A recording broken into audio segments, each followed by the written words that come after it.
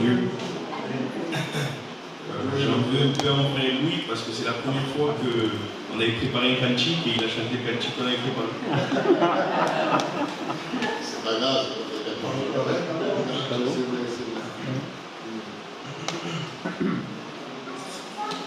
C'est vrai que j'aimerais vraiment qu'on fasse tout pour Dieu.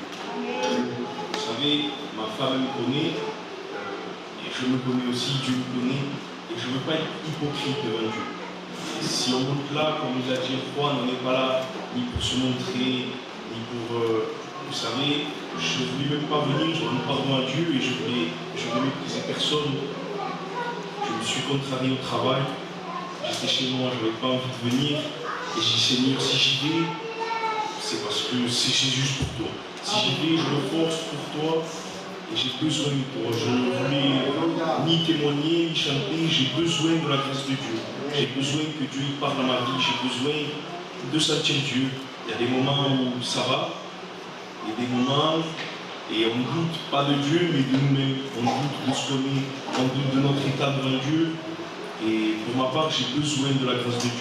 J'ai besoin que Dieu parle à ma vie. Et c'est pour ça, je ne veux pas chanter, mais je veux vraiment ouvrir mon cœur à Dieu. Gloire à Dieu. J'aimerais chanter. Dieu est là. Alléluia. Gloria a Dios.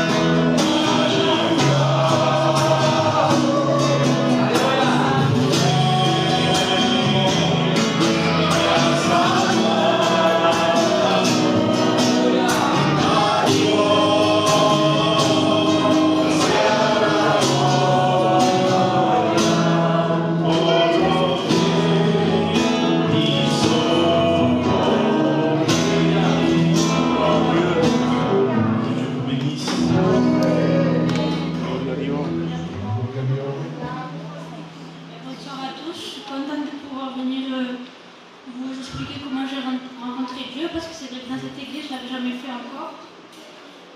Eh ben, moi, j'ai pas grandi dans un foyer chrétien.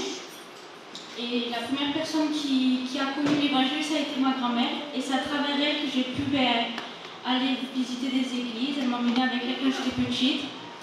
Et dans mon cœur, j'avais Dieu, j'aimais écouter la parole. Mais je ne savais pas ce que c'était Dieu parce que je ne l'avais pas rencontré réellement. Et un jour, je suis à une mission, c'était à la Bricarde à Marseille. Et le pasteur, il dit qui veut donner sa vie à Dieu, qui lève la main. Et moi, j'avais levé ma main, je voulais donner ma vie à Dieu. Je voulais qu'il soit le centre de ma maison, je lui en avais parlé à Dieu, je voulais tout ça, mais je ne l'avais pas encore rencontré. Mais c'était une étape qui, parmi tant d'autres, petit à petit, j'entendais la parole.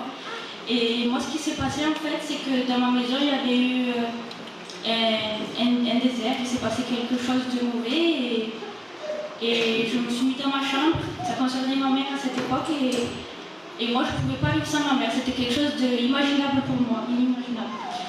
Et je m'étais mise dans ma chambre, j'avais parlé à Dieu, j'avais crié à l'Éternel, et dans le même instant où j'ai crié à l'Éternel de tout mon cœur, j'ai senti qu'il était avec moi dans la chambre, j'ai senti sa présence, j'ai senti descendre sur moi, que j'étais plus seule, et j'ai compris là, en fait je me suis repentie, j'ai compris tout ce qu'il avait fait, qu'il était mort à la croix pour moi, tout ce qu'il était avec moi et qu'il ne m'abandonnerait pas, qu'il était là tous les jours avec moi. Et je me suis repentie, je pleurais, et l'instant après, c'est étrange, peut-être c'est bizarre à croire, j'avais une paix dans mon cœur, une paix vraiment, on ne peut pas la décrire cette paix. Et de là, après j'ai continué à avancer dans les choses de Dieu et tout. Et puis après, mon frère il était tombé malade. Et à cette épreuve, moi je voulais me baptiser, mais comme mon frère il n'avait plus d'humilité, je ne pouvais pas aller dans des églises. Il fallait qu'on reste à la maison et qu'il n'y ait pas de contact avec des enfants, avec personne parce qu'il était trop faible. Et Dieu, il a fait qu'aujourd'hui mon frère il n'a plus rien. Gloria a Dios. C'est vraiment parce que Béni soit Dieu. on manque de fidélité. Mais Dieu ne nous abandonne pas. Et de là, moi j'avais dit à Dieu, cette épreuve, Seigneur, je ne sais pas si elle vient de toi ou si elle vient du mal. Je ne sais pas ce qui se passe, mais moi je ne t'abandonnerai pas. Si c'est pour tester ma foi, si c'est pour m'éprouver, tu verras que je ne t'abandonnerai pas. Et je n'abandonnais pas Dieu, je restais fidèle à Dieu. Qu'il arrive quelque chose de bon ou de mal, que mon frère il reste ou qu'il parte, je ne l'abandonnais pas. Je priais. On l'a mis en jeûne, toute ma famille jeûnait, priait, et Dieu a entendu nos prières. Gloire à Dieu. Et je lui avais dit au Seigneur dans mon cœur, quand cette épreuve sera passée, Seigneur, je passerai par les eaux du baptême.